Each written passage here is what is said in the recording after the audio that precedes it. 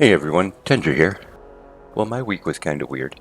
My AIO on my computer that I normally do my videos on seems to have broken down, so I had to pull the other computer out. So this video is a bit late. It should have been done near the beginning of the week, but as you can see, I'm not getting it done till the end of the week. So this is actually last week's farms. Sorry they're a bit late, but hopefully I got everything straightened out and I can get the next video up in a day or two. So for last week in World of Warcraft, I did finish up time walking.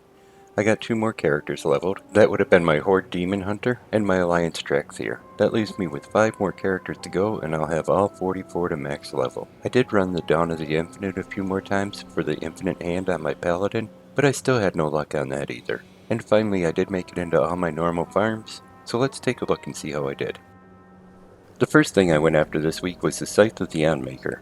For this I have to go over to Antorus the Burning Throne, which is located in the Argus Zone. So I headed over there and I made sure my difficulty was set to Mythic. Once I was all set, I headed in and I worked my way back to Argus the Unmaker. I made pretty quick work of him and got attempt number 81 on the Scythe of the Unmaker. I didn't see it drop again this week, so I'll be back here next week.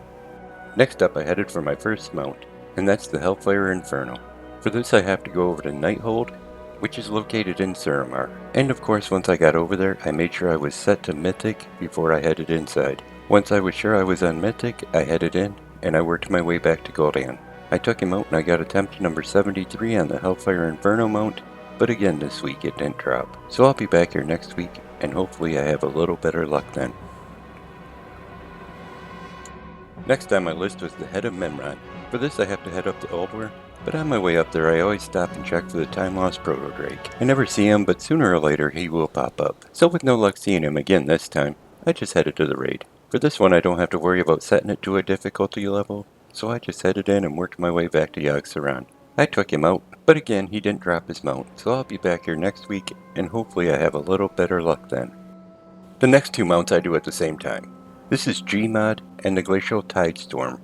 For these mounts I have to run the Battle for Desara Lore, and since I can't do that solo, I just look in Group Finder every week. I find a group and I head over there. I normally try to find a group that's going to do a full clear and has at least 10 people. But once I find a group and everything's all lined up, I head over there, and first up is High Tinkerer Mechatork. He'll drop the G.M.O.D mount if you're doing it on Mythic, and this week I got attempt number 6 on this mount. I didn't see it drop, so I pushed on, and we headed back to Jaina. This is where it gets a little tricky. Some of the people in the raid don't realize that you need to stay grouped up, so sometimes we get a lot of frozen people. And in that case you have to hope 5 of you know to stay grouped up. As long as 5 of you do it, you won't get frozen. But once you deal with Jaina's shades, and then you take Jaina down, you get a chance at the mount. For me that was attempt number 5 this week on the Glacial TideStorm. I didn't see it again this week, so I'll be back here next week, and hopefully have a little better luck then.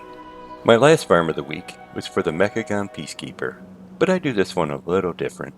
I do this as a multi-character farm, and if you're not sure what I mean by that, I take 13 characters to the same farm every week until I get the item to drop. So let's take a look and see how I did in here this week.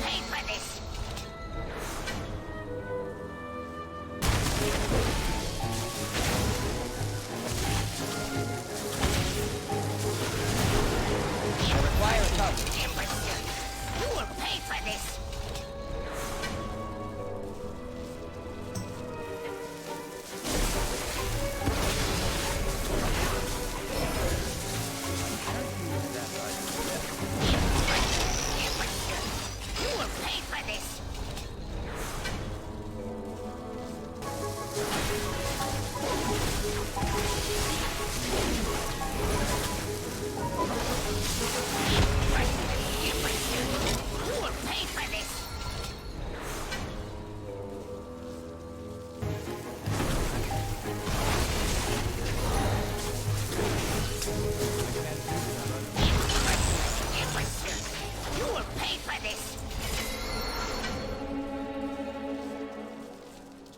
Well, there we go, 37 attempts and no mount. I'll be back here next week, try another 13 characters, and hopefully see a little bit of a better outcome.